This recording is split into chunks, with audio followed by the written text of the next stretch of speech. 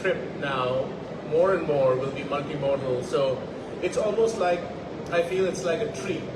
So every root hair is where a nutrient starts its journey.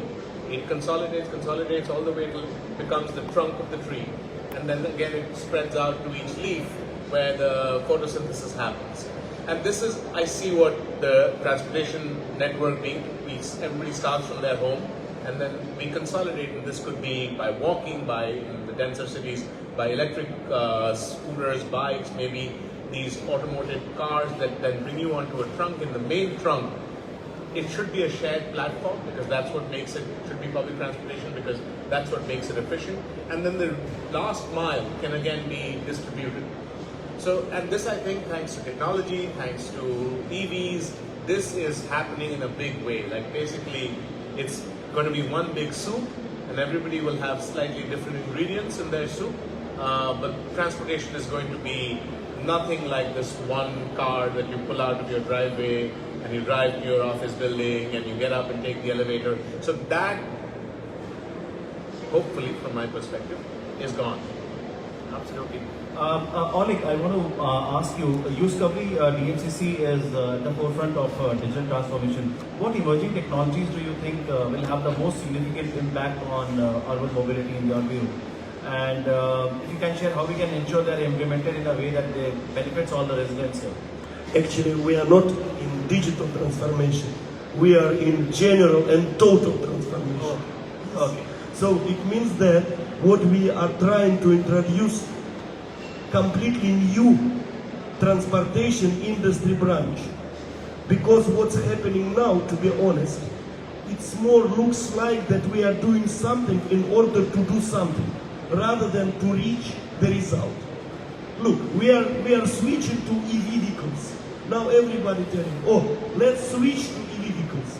Let's assume that God listens to us and decides to give us this option. So now we are all driving petrol vehicles.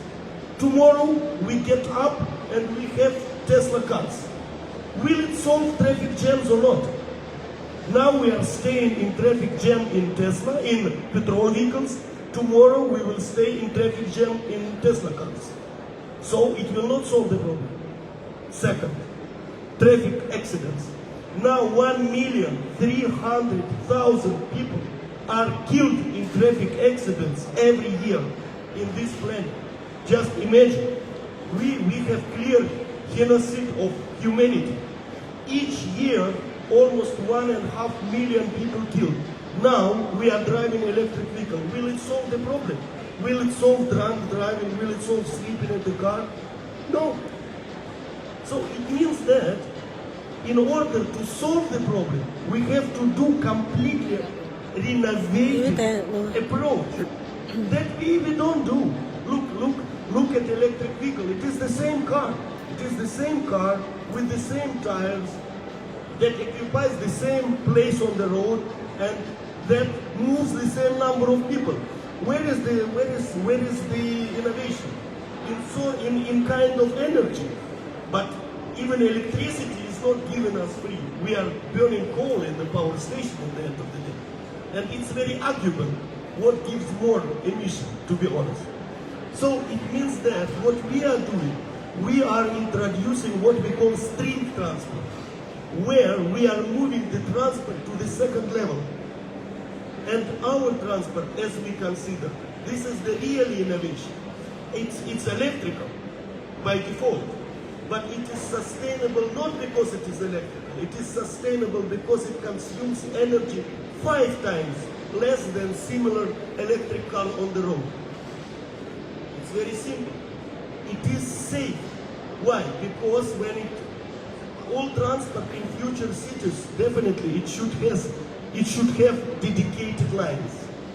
There should not be pedestrians crossing the road, children running the road, and other things. And for this we have to have dedicated trajectory. Look at this car with all my respect. It's autonomous car. You will see it on the road in the traffic jam, in the existing traffic. No, never. Why we are deceiving ourselves? So that is why, from my point of view, we should forget old approaches. We should switch to real innovations and not to do just simulation of innovation. Monica, this brings me to you. You know, data has been said as a differentiator in the newer vehicles, and as the director of the research center for interacting urban networks, what key trends do you see emerging in the data being generated by the smart city transportation systems, and can that optimize mobility and improve results, quality of life, address some of the issues which we mentioned? You're right, there's a lot of buzz about data and instrument in cities. So before we go there, I want to emphasize collecting data for the sake of it won't help anyone, right? What helps is the insights that we extract out of that data. And for that, we need to integrate the data. A lot of the data remains in silos because it's being collected by many different operators that don't share it. Now, it is crucial to integrate that data so we can adopt a holistic perspective and understand how the different components affect each other. So that means the physical components, the infrastructure, but also the social components, the way we behave, the travel choices we're making. This is crucial to then understand how we're using the system, how we're using the existing infrastructure, so we can develop strategies, that or other strategies, multimodal transportation, for example, to address the needs and improve the quality or the operations of existing infrastructure. But we need to also understand human behavior, our travel choices, so we can tailor our solutions to the actual needs of the population, which are different here and in Europe, in the US, they're different, right? So data is giving us access to all those aspects as long as we integrate it. So Raji, a lot of innovation happening in the logistics sector. I mean, would you completely agree to this point, or do you have any different point of view on this? What Oleg mentioned. On the contrary, I agree with everything that was said here. The purpose is not electrification of fleets. It's not moving from one type of a car to another type of a car. The purpose is reducing movement. And the minute you start looking at reducing movement, this is more of efficiencies, more of technology, and data is there. Every single courier company or every single logistics company has all the data that's required. The issue is sharing this data and making sure that there is somebody, an entity that would look at this data and see, okay, in Dubai, I know now in UAE there are around 95,000 motorbikes delivering stuff all over.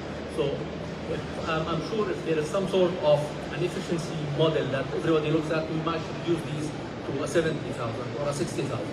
So technology is extremely important, but the most important, before that, we need to look at why are we delivering, why am I asking for a shirt from Amazon to be delivered in 30 minutes? Do I need physically that shirt?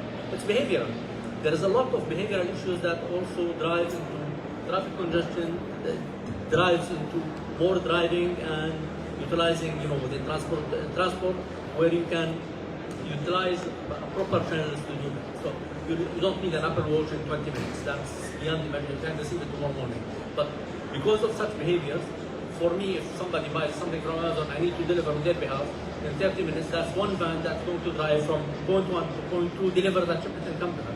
While if it's a regular delivery, this guy might carry 20, 30, 50 shipments to deliver the same route with the same carbon emissions, same diesel, and the same traffic jams that they are going through. So it's technology, but also behavior and planning and making sure that we are doing things that are required to be done, not we are doing things because we want to do them. Can I add something? Building on his idea, he said we're not moving vehicles for the sake of moving things.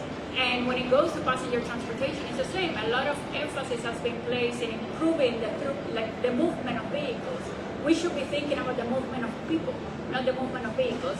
And what are the best solutions to move people, not necessarily to move vehicles. And that again brings me back to the idea of multimodal transportation. Higher capacity vehicles, faster vehicles, etc., where you put a lot of people together. Again, our goal is not to free up the streets for more cars to be added on. What do you want to add? Yeah, so I have a rubric in my mind, which is you can take the car out of carbon, so personal transportation out of the emission mix, or you can take carbon out of the car. And I think we are too focused on the second one. We are too focused on taking the carbon out of the car, which is electrification, but we are not doing enough to take the car out of carbon. So there should be single occupancy passenger trips, personal vehicle trips that need to be substituted, that just need to go away. Whether it becomes a trip not taken, whether it becomes a non-motorized trip, whatever it is, that needs to, and there's not enough work or not enough thinking going on in that. The second is becoming a substitute for the first. I'll continue with this with Prajal. As a sustainability director of Metropolitan Transportation Authority, how do you see public transportation systems adapting to the needs of smart cities and when it comes to ensuring that these systems are sustainable and environmentally friendly? A little broad question, but then you're... Sure. So, I think you're asking me something, but I will answer something else first and then come back to what you're asking.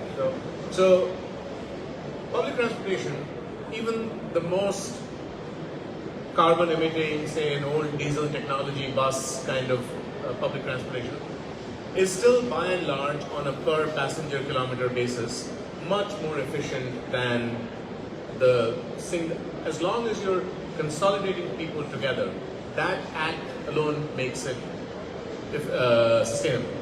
But then there are a lot of good community collaterals, so densification happens, other forms of non-motorized transportation such as bicycling, such as walking become more viable, they become more practical if there is good public transportation. So public transportation has to be front and center in the middle of any sustainability plan. Now, I think what you were asking me is what is public transportation doing to clean up its own act? And there I think one of the biggest revolutions going on right now is bus electrification. There's not a single public transportation agency anywhere in the world that is not trying to phase out. In fact, you cannot buy bus charging infrastructure, electric buses, you can't buy them fast enough. Right now, if you were a manufacturer of electric buses or electric bus related infrastructure, you would be a very happy man. Because every agency is transforming, and these, typically the bus fleets are a big portion of our emissions, between 25 to 50% or more, and I'm talking about those that also have electric rail, let's say. Often public transportation agencies are only bus, and the electrification will help a lot. But again, if that electrification comes at the cost of reducing the number of buses, because these electric buses are more expensive, or because they're being hard to buy right now because of such a large demand, that is not good. The presence of public transportation supersedes. Go back to my matrix, that question I asked, taking the car out of carbon versus taking the carbon out of the car. Taking the car out of carbon is much, much more important. Oleg, you want to add on that? Yes, I agree completely with everybody, and I just want to underline that public transport is the core of any transport, definitely. Definitely we have to change a little bit the level of acceptance of public transport, because till now the users of public transport, they are more considered as losers. So we need to bring public transport appearance to the second level, where it's not shameful to use the public transport like it is in many places nowadays. So this is the first challenge, I think. And of course the second challenge, public transport by itself should be the solution to problems, but not it is the reason for problems. Like everybody now is trying to implement BRT system. But BRT system is its solution, bus rapid transit, where they just take line from the road and allocate for buses. Okay, till certain extent the solution, but what's about other cars? So again, what is my message? It is that we have to go to new innovative transport technologies rather than switching the kind of energy in the vehicles. But then every region is a different journey altogether in smart cities. I mean, what is smart city for one particular region is completely different for for another region altogether, right? I mean, there's no one size fits all. So, I mean, my next question is also on potential challenges that smart cities might face in terms of mobility. I asked this question because in 2015, there's a council called as Smart Cities Council, Global Council. At that point of time, they had to execute a $3 trillion project. So our firm had brought them to India, and then we had done tons of events, and the government there had launched 100 smart cities project as well. We monitored that for 4.5 years, and nothing much has moved. I mean, a lot of players, private players have moved out. Government was there. A lot of governments have lost interest. Governments also changed. What I'm trying to say is that I think it's also about which region is in what journey. In Europe itself, in Eastern Europe and Western Europe, there's a lot of difference. This is, by the way, one more problem. That when we talk about smart cities, when we talk about innovative technologies, when we are talking about sustainability, are we talking about rich countries only? Or developing countries as well? Because nowadays, 99% of technologies that we see everywhere, they are very expensive. And again, we are dividing the world into poor and rich. But when we talk about, for example, climate issue, we cannot divide the atmosphere. So it means that if we come with new technology, it should be affordable to everybody, or else there is no sense in implementing it. Yeah. So in a country like UAE, what are the challenges, Monica, do you see as in implementing some of these strategies we are talking about on smart cities?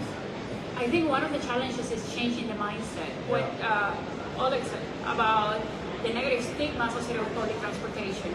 Now, this is true in many places, but it's not true in all places around the world. I have lived in countries where public transportation is second to none, and everyone would take it, and everyone would share it, the CEO and the cashier at McDonald's. So there is opportunity to do that. However, it took generations and a lot of investment and willpower and political will.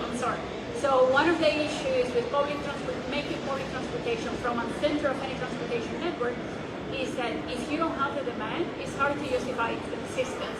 So there's no political will to invest in something that doesn't have demand. However, if we don't invest on it, we will never have the demand that it needs because it will never become competitive.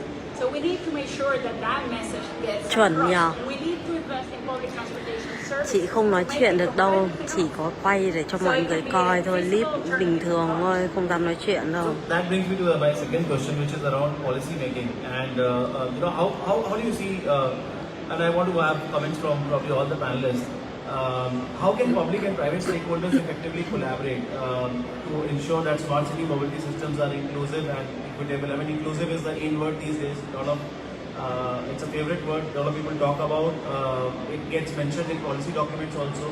But you guys are experts, so I would like to hear from you that how it is happening. Is there any case studies also if you can share on that as well? Can I start? And Please. I actually want to follow up on what Monica just said about the quality of the public transportation. Please go ahead, sir.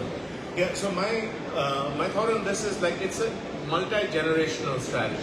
So when you first build it, you ask for example. So in the United States, for instance, Los Angeles is a very car-centric city. Everybody drives cars. Everybody has gleaming big cars. So they built Của tao cũng sắp sửa hết pin rồi, này chết dở.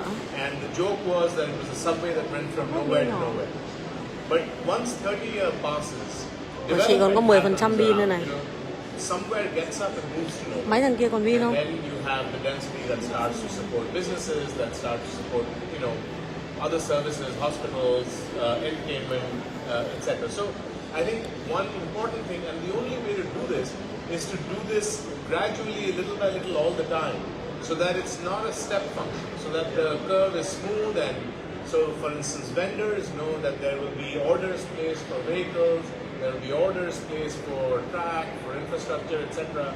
It's not that you won't do anything for 30 years, and suddenly there'll be this huge glut of orders which nobody will be able to meet, or there'll be a big market imbalance. Now, the other thing you asked was, so in terms of policy, I think, is to do this gradually, do this uniformly. Mấy chị hết pin rồi, gần hết pin rồi, còn 10 phút, còn có 10% nữa thôi. Develop and things all according to a plan that is already there. Yên tâm mấy máy quay. There was one other thing that you asked. Public and private sector Toàn máy collaboration. hết pin thôi. There- True collaboration, I mean. So there actually I see a lot of hope because in this sort of multimodal, every bit of transportation being every trip Ê, being máy made cộng of còn pin 2 or không? 3 different Máy cộng còn components. pin không? Some of those components, such Hết as rồi, bike hết share pin rồi. systems, such as scooter share systems, those which once upon a time would have been a public sector thing or made you could Ê, expect it fairly to may be a quá, máy public này còn- sector còn thing, pin đúng is không? already happening almost entirely 100% in the private Đầu sector. hết đầu, khổ These are ghê. all franchises. These are all there's no public funds being. Yên tâm, vẫn còn một máy nữa, vẫn còn pin. I also feel that a lot of the new methods for raising revenues, such as congestion pricing, other kinds of tolling, those are also very rich for public-private kind of things in some places. Less so in others. I think in a legacy situation such as Europe or the United States, they will probably just it'll follow because there's a legacy, there's a history of these things going on. Whereas tí I nữa lên think trên xe in Asia, sạc in pin. the Middle East, it will be possible to try newer models of financing, newer structuring models. So, but I think that in general, there is a lot of potential for PPP right now in the transportation sector. Rajiv, your point of view from, and especially focusing on this region itself. Well, actually, to start with, public-private partnerships should be built at the beginning to look at why am I moving from point 1 to point 2. So governments need to start automating all their transactions. So I don't need to go to a ministry to stamp a paper. Banks need to automate, but this we see in UAE, everything almost is automated. But in general, when you automate all these, you don't need to look too much at the transport itself because you eliminate the cause. So it's the cause and not the result. When we talked about electrification of fleets, that's the result. We are focusing only on reducing the carbon. We are not focusing on why are we generating the carbon from the beginning. So public-private partnership should focus on eliminating the source rather than resolving an issue by replacing the fuel into EV or into hydrogen. So automating most of the services will help a lot in not moving from one place to another. So during COVID, you can finish your PhD while sitting at home. While before that, you needed to go to university every day and come back. All our kids went to school online; they didn't go there. So it proved that automation can help a lot in reducing the movements. And at a certain point in time, there was nobody who was allowed to move in the streets, and life just went on and nothing collapsed. So it's looking at the cause and putting the policies and the procedures from the Okay. cause point of view and not from a result point of view. Monica, you want to add on that from public No, partnership? I fully agree. I think on the public-private partnerships, Yeah. but also on the fact that this is a marathon. It requires vision and consistency over the years. It won't change from one day to the next. So, and public-private partnerships can help with that and can help also with what you said before, Inclusive and making it affordable as well. identifying the journey of each individual place. You know, having the public and the private sector completely segregated or separated doesn't. What tends to do is import solutions and use the same solution everywhere from the private sector. That doesn't make sense. If we really want to change the perspective of people, the behavior of the users, then we need these partnerships that are tailored to the specific environment. Right. Oleg, your point of view, and how do we are missing the point on making it more inclusive and equitable. So any point of view on that as well? Yes, I have a lot of points. We don't have Please time. go ahead. We do have some time. Love to hear. Points I have. We don't have time. Look, of course, I will tell you that due to my experience, because we are aggressively trying to pursue governments, municipalities to implement our new innovative technology.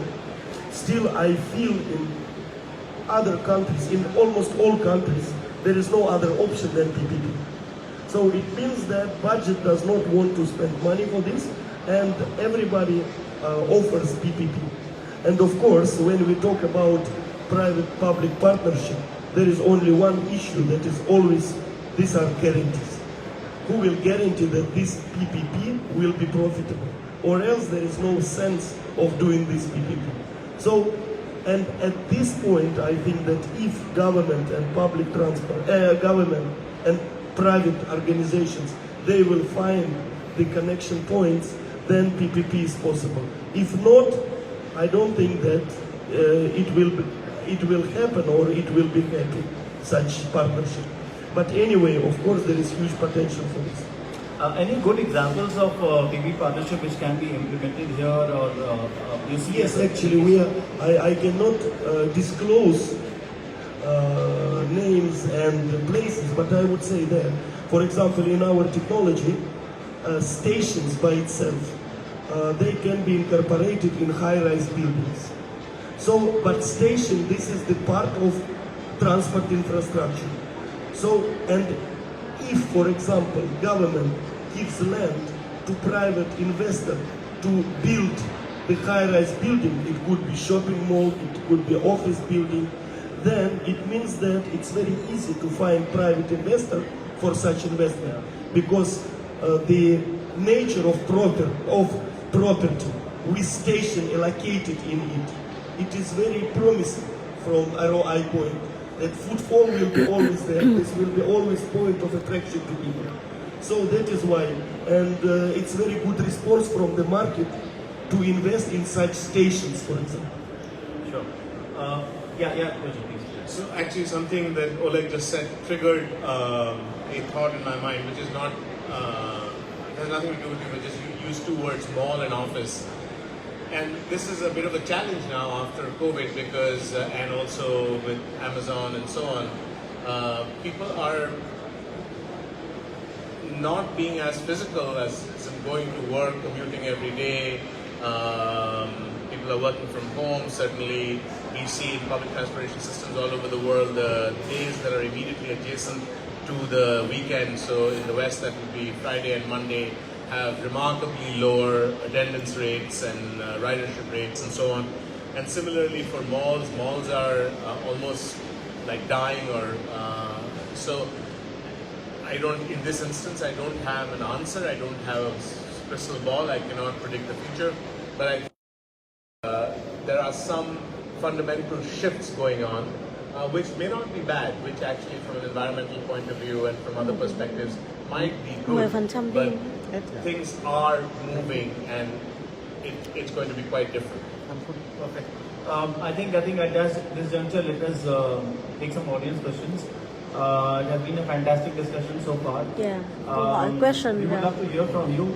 It's time for your question. Before we start, let's follow some rules. We'd appreciate if you can keep Có ai hỏi gì không clear and kìa? concise and identify yourself and introduce yourself before asking the questions. Yeah, please. Please feel free to ask questions. There's a microphone over there. Okay. Anybody? Any questions? No. Please, sir, please.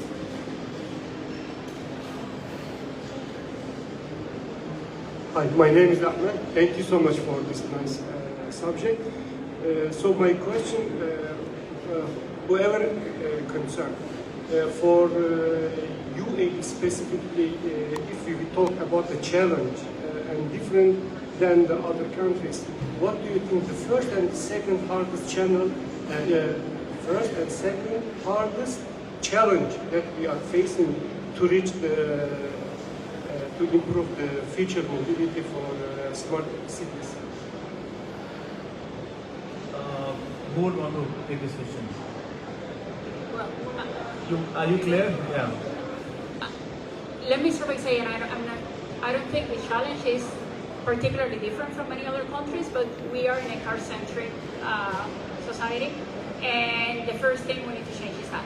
But to change that, then we need to provide alternatives that are competitive with the car, and then it goes back to the whole conversation. So that's one challenge. Another challenge is weather that limits some of the things that we can do over some periods of the year. I was in a previous panel, and someone said, and I think he was totally right, in other countries they focus on the 6 months or 8 months of good weather. Here we tend to focus on the 6 months of bad weather, right? We could focus on the winter time where we can do a lot of activities, etc. But I think that is indeed a challenge. Actually, another challenge is changing behavior. People would love to go and buy a Superman or a huge car with 8 cylinders. I think behavior needs to be changed, and based on the changing of the behavior, definitely you will lower your movement time. Absolutely. Anybody else?